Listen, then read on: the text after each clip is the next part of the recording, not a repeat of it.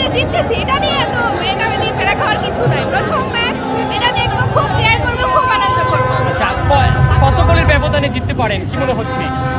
আমরা তো 7টা দিতে চাই, এখন কত গোলের ব্যবধানে জিতবো এটা কালকেই দেখা যাবে। আমরা 7টা দিতে চাই। এমনিতে আর্জেন্টিনা সাপোর্ট করার পেছনে কারণ কি আপনার? আমার বয়ফ্রেন্ড আর্জেন্টিনা করে, এই জন্য আমি আর্জেন্টিনা করি। আচ্ছা, এবার আমাদের টিম ভালো খেলবে, আশা করি আমরা জিতবো। না, ফোর্স করা লাগে না, এটা মনের টান, টানে টানে করি। আজকে আমাদের হচ্ছে পতাকা মিছিল ছিল, ঢাবিয়ান যারা আর্জেন্টিনায় আছে এদেরকে নিয়ে ছোটখাটো একটা মিছিল ছিল। কালকে আমরা হয়তো বা বড় পরিসরে মিছিল দিব। এইটা কি লেম কোশ্চেন, মানে কি হাস্যকর কথাবার্তা। আপনার জার্মানির কথা বলেন, অন্যান্য দলের কথা বলেন, ব্রাজিল কেমনে?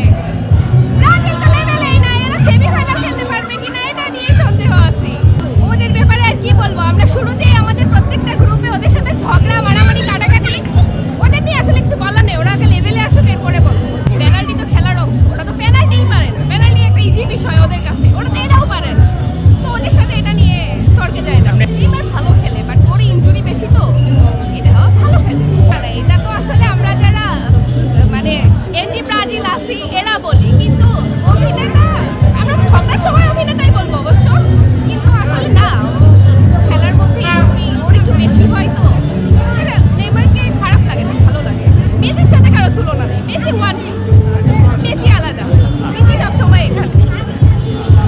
বয়ফ্রেন্ডের কথা বলতে